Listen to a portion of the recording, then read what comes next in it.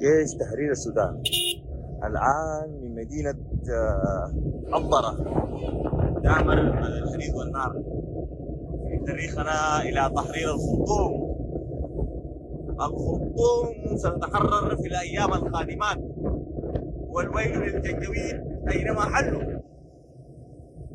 جيش جوجو.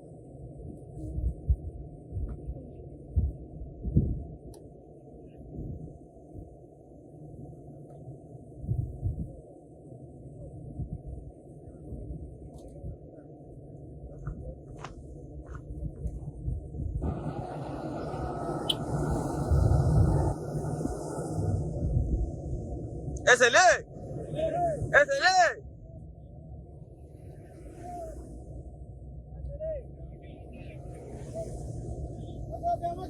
وقناة اسألي فوق كل القوة خرطوم جوا. جيش تحرير.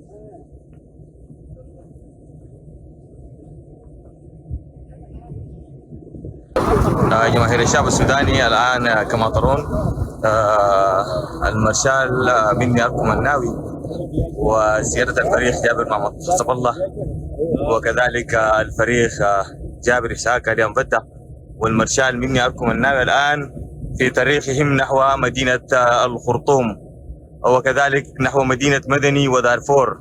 الآن هؤلاء الأشاوس وهؤلاء الرفاق في طريقهم نحو مدينة الخرطوم. إذن هذه فرصة ثانية لنستمع إلى السيد حاكم إقليم دارفور في كلمة. تفضل السيد حاكم إقليم دارفور. طيب، شكرا والسلام عليكم ورحمة الله وبركاته.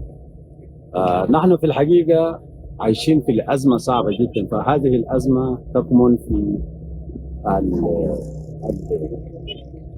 الاعتداء على الدولة نفسها واعتداء على حقوق المواطنين وكرامة المواطنين وسيادة الدولة، وكل ذلك طبعا تشهده مناطق كثيرة جدا بدءا من الجنينة، كوتوم، نيالا، زلنجة، الضعين، مرورا بمناطق مختلفة في كردفان، حتى تجي الأزمة والقمة الأزمة الآن في الجزيرة التي تغتصب النساء وانتهاك الحرمات جميعا واستيلاء على مناطق الناس والممتلكات، وكذلك ما جرى في الخرطوم من استيلاء على المناطق والبيوت وكذلك المؤسسات المدنية واعتداء في طرق الآمنة التي تسير فيها قوافل الآمنة، قوافل التجارية والقوافل الإنسانية.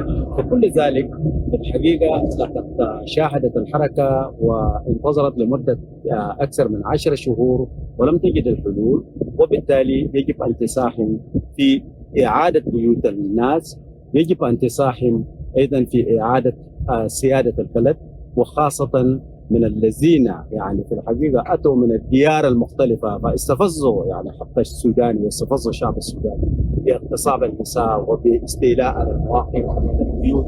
فكل ذلك كان يعتبر يعني في الحقيقة يعني حق وأيضا اعتداء على الحرمة وكذلك استفزاز للضمير السوداني. فنحن كحركة تحرير السودان والسودان والسودانيين في الحقيقة بنعتبر أن الذي يموت ويقتل ويغتصب في جنينة هو نفس الشخصية التي يعني الآن تغتصب وتقتل في مدني وفي جزيرة بصفة عامة. فما عندنا الفرق، وبالذات لما الأجنبي يدخل سواء كان ذلك بإمكانيات أجنبية أو بأشخاص أجانب اللي يجوا يدخلوا في بيوت بتاعت ناس ويجوا يهينوا في أخواتنا. أفتكر ده استفزاز كبير جدا، وعلى الشعب السوداني عليهم أن يقاوموا دخول الأجانب وانتهاك الحق البلد بواسطة الأجانب. فلذلك نحن يعني مع أخواتنا الآخرين من القوى المشتركة بنعمل مع بعض من أجل إيقاف مثل هذه الخطوات